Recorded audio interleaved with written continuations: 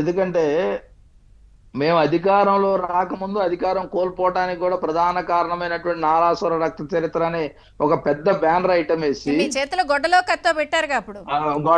గొడ్డల్లో పెట్టేసి రకరకాలుగా చేసి అదంతా కూడా వాళ్ళు ఏ విధంగా కోఆర్డినేట్ చేసుకుని వాళ్ళకి అనుకూలంగా మార్చుకున్నటువంటి పరిస్థితి గతంలో మనందరం కూడా చూసాం.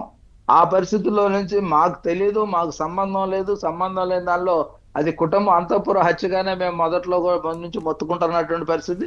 అది అంతఃపుర హత్యగానే ఉన్న సందర్భంలో దస్తగిరి గాని లేకపోతే గంగిరెడ్డి గాని లేదంటే శివశంకర్ రెడ్డి గాని వీళ్ళందరూ కూడా అప్రూవర్ గా మారి ఎక్కడెక్కడ డబ్బులు ఉన్నాయి ఏమున్నాయి అనేది కూడా ఈ రోజు కూడా రాష్ట్ర ప్రభుత్వం కూడా మా మీద కూడా బాధ్యత ఉంది. ఖచ్చితంగా మేము కూడా దాని మీద ఎంక్వైరీ సీరియస్ గా తీసుకొని అంటే తప్ప అయ్యేది కాదు అది. దానిలో ఎవరికి అనుమానం అక్కర్లేదు.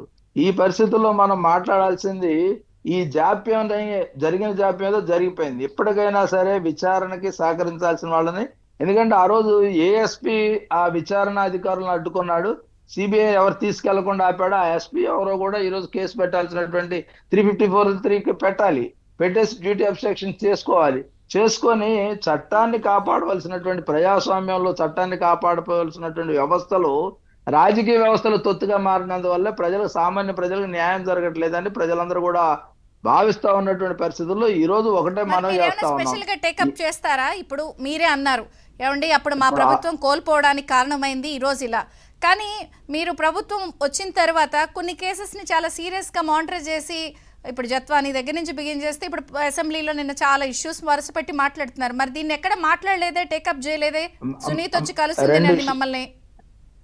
రెండు విషయాలు, ఇక్కడ సుప్రీంకోర్టులో కేసు ఉంది, అదే విధంగా సిబిఐ దగ్గర ఉన్నటువంటి కేసు, కేంద్రం ఆధీనంలో ఉన్నటువంటి కేసుల విషయంలో రాష్ట్ర ప్రభుత్వం అంతగా స్పీడ్ గా వెళ్ళటం లేదు అంటే దానికి కారణాలు మీ అందరికి కూడా తెలుసు. ఎందుకంటే ఆ విషయంలో ఎంతవరకు జోక్యం చేసుకోవాలి, ఏమాత్రం జోక్యం చేసుకోవాలి దాని మీద పరిమితులకు మించే మేము లోబడి ఉంటాం తప్ప పరిమితులు దాటి వెళ్లే పరిస్థితి లేదు. ఈ రోజు ఖచ్చితంగా సునీత గారు వచ్చారు కాబట్టి ఇప్పటి నుంచి అయినా సరే హోంమంత్రి గారు ఖచ్చితంగా చర్యలు తీసుకుంటారు, ముఖ్యమంత్రి గారు కూడా ఖచ్చితంగా దీని మీద చర్యలు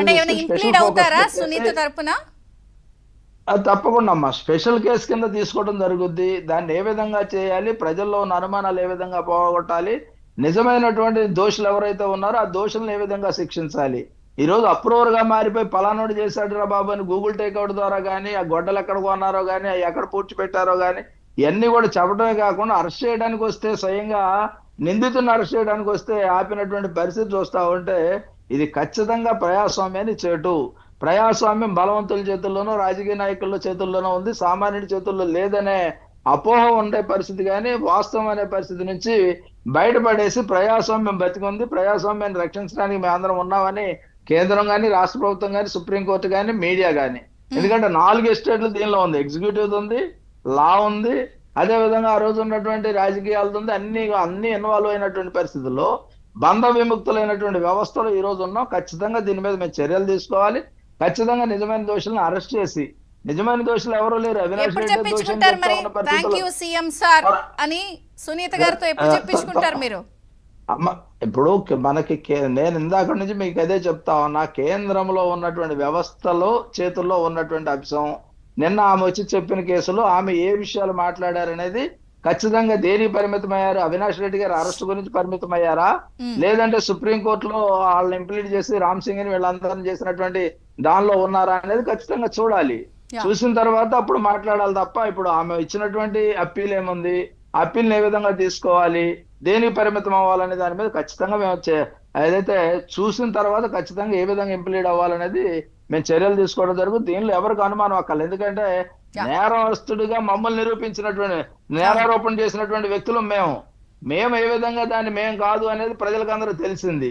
కానీ రికార్డెడ్ గా కానీ లేకపోతే ఎగ్జిక్యూటివ్ ద్వారా కానీ లేదంటే లీగల్ గా కానీ నాకు సంబంధం లేదు, పలానా వ్యక్తులు సంబంధం ఉందని నిగ్గు తేల్చాల్సినటువంటి బాధ్యత మాత్రం మా మీద ఖచ్చితంగా ఉందనేది ఈ సందర్భంగా మీకు మీ ద్వారా ప్రేక్షకులకు కూడా తెలియజేస్తాను.